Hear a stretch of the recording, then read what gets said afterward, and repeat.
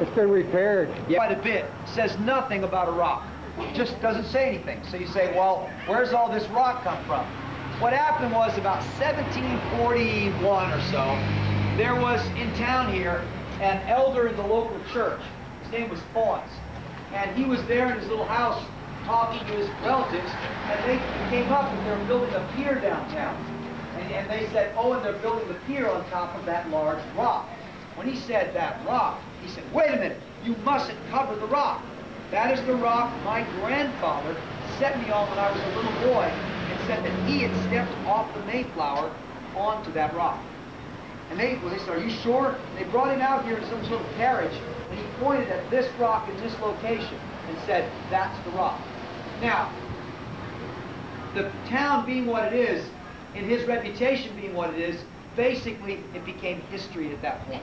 And everybody treated it based on that. He was a person of such respect, so he said it must be true. I've read of other accounts where other people are supposed to have been on it and said something similar, but that's the main one. All right, so there it sat, rock, the book appeared next to it, and that was about the end of the story until about 1775. And then the Plymouth was caught up in the agitation that was leading up to the American Revolution. There were folks that were on this port that really felt like Massachusetts should separate from England. And they decided to have what we would call now a media event.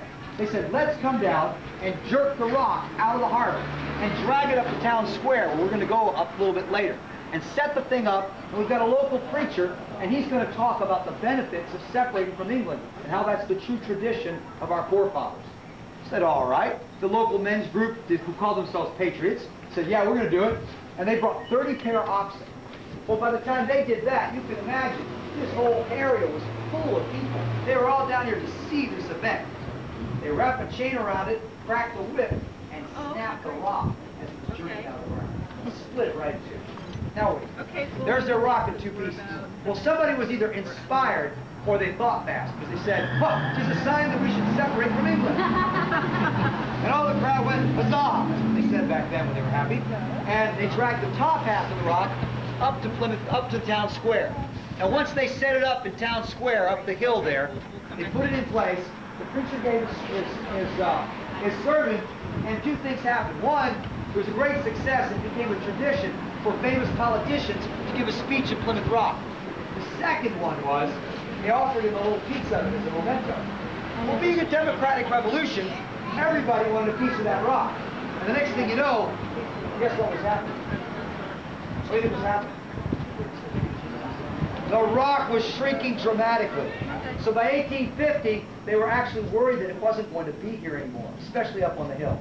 So they said, let's move it to a place of security. So they built a cage for it over in front of a museum called Pilgrim Hall, which was one of the first museums in America. And they took the thing in a cart with a big band procession and a parade. They were bringing it across town. It fell off the cart. Cracked right in two. They got it in place, cemented it together, and now it's up the hill, Plymouth Rock. The base, however, you saw in the photograph was still here, right in the middle of the pier, going right out in the harbor. So if I really wanted a memento, I could come down here and get one still. So it's continuing to shrink. By 1880, they decided that they wanted to put the rock back where it was and rebuild the pier. So they came down here, they lifted the rock off of its place, there's a photograph of it, and they took it, and of course it chipped off a few more pieces, and they put it right back on its base, here, in this location. And they chiseled 1620 into it. At that time there was a pier here that went straight out, and they put a tower up with a, kind of to memorialize it. So that was Plymouth Rock until 1920, when they redid the waterfront. They tore that pier out, tore the tower out, and they put the structure that you see now, this around you and the rock as you see it. Now, it's true, it might just be a symbol. It really might just be a symbol. If it is, however, it is a very fitting one. Because if you're familiar at all with the kind of gritty determination of those early generation of colonists here in New England, a rock is a good symbol of them. So we'll leave it as that, or Plymouth Rock.